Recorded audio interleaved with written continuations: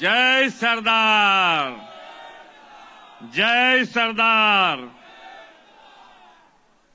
Sardar at 150 unity માર્ચના કાર્યક્રમમાં આપણી સૌની સાથે મંચ ઉપર ઉપસ્થિત સર્વ પૂજ્ય સંતોના ચરણોમાં વંદન કરું છું।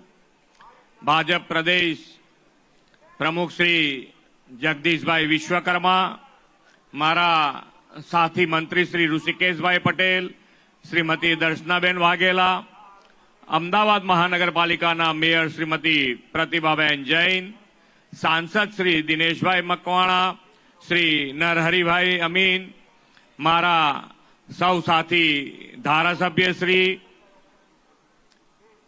વિજયનગર સ્ટેટના શ્રી રાવ સાહેબ વિજયવર્ધનસિંહજી, ગોફ સ્ટેટના શ્રી કૃષ્ણરાજસિંહજી ચુડાસમા, ગાંગડ સ્ટેટના શ્રી રઘુવીરસિંહજી વાઘેલા, ઉમેટિયાના સ્ટેટના શ્રી ભગીરથસિંહજી વાઘેલા, માંડવગઢ સ્ટેટના શ્રી પૂજાબાપુ વાળા, બાળ આયોગના ચેરમેન શ્રી ધર્મિષ્ઠાબેન ગજ્જર, શહેરના પ્રમુખ શ્રી પ્રેરકભાઈ શાહ, અમદાવાદ શહેરના પ્રભારી શ્રી રજનીભાઈ પટેલ, અમદાવાદ મહાનગરપાલિકાના સૌ પદાધિકારી અધિકારીગણ, આમંત્રિત સર્વે મહાનુભાવો, પ્રેસ મીડિયાના મિત્રો, સૌને મારા નમસ્કાર।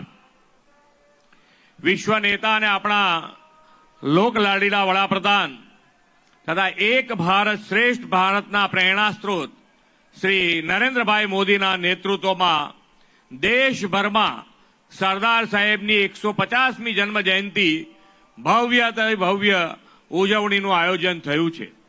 આ અંતર્ગત આપણે સરદાર સાહેબના એકતાના કાર્યો અને વડાપ્રધાનશ્રીએ આપેલા એકતાના મંત્રને જન જન સુધી પહોંચાડવા વિધાનસભા વાઇઝ યુનિટી માર્ચ એટલે કે પદયાત્રા યોજી રહ્યા છીએ।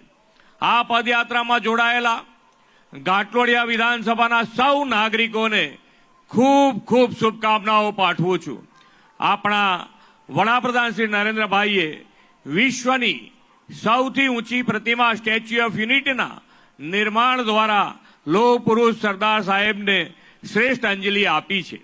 સરદાર સાહેબની આ પ્રતિમા વિશ્વભરમાં ભારતના સામર્થ્ય અને ગૌરવવંતા ઇતિહાસનું જીવંત પ્રતીક છે। સરદાર સાહેબે આઝાદી પછી દેશના પ્રથમ નાયબ વડાપ્રધાન અને ગૃહમંત્રી તરીકે 562 દેશી રજવાડાઓનું વિલીનીકરણ કરીને અખંડ ભારતનું નિર્માણ કર્યું છે। વડાપ્રધાન શ્રી નરેન્દ્રભાઈ મોદી અને આપણા લોકપ્રિય ગૃહમંત્રી શ્રી અમિતભાઈ શાહે કાશ્મીરમાંથી કલમ 370 દૂર કરીને કચ્છથી કટક અને કાશ્મીરથી કન્યાકુમારી ભારતને એક અને અખંડ બનાવ્યું છે। વિકાસની રાજનીતિ અને સૌના સાથ સૌના વિકાસની એકતાથી જ વિકસિત ભારત બની શકે। વડાપ્રધાન શ્રી મોદી સાહેબે બતાવેલા માર્ગને આખો દેશ અનુસરી રહ્યો છે। બિહારની જનતા જનાર્દને પણ એ જ માર્ગે ચાલીને વિધાનસભા ચૂંટણીમાં મોદી સાહેબના નેતૃત્વને ભારે જન આશીર્વાદ આપ્યા છે। રન ફોર ડેવલપમેન્ટ, વિકાસની રેસમાં સૌના સાથ સૌના વિકાસ, સૌનો વિશ્વાસ અને સૌના પ્રયાસના મંત્રથી ભારત ત્રીજી મોટી આર્થિક મહાસત્તા બનવા તરફ શ્રી મોદી સાહેબના નેતૃત્વમાં આગળ વધ્યો છે। વડાપ્રધાન શ્રી નરેન્દ્રભાઈ મોદીએ આત્મનિર્ભર ભારતનો સંકલ્પ કર્યો છે। આ માટે આપણે સૌએ એક થઈને સ્વદેશીનો મંત્ર અપનાવવાનો છે। સ્વદેશીને જીવનનો હિસ્સો બનાવીને અને વોકલ ફોર લોકલને વેગ આપીએ। સરદાર સાહેબને આદરપૂર્વક યાદ કરીને આપણે સૌ પ્રતિજ્ઞા લઈએ કે જ્યાં હોઈએ ત્યાંથી દેશની એકતાનો, અખંડિતતાનો, સ્વદેશીનો સંદેશ આત્મસાત કરીશું। વિકસિત ભારત 2047 સૌ એક બનીને સાકાર કરીશું એવા વિશ્વાસ સાથે વિરમું છું। ભારત માતા કી જય, વંદે માતરમ, જય જય ગરવી ગુજરાત।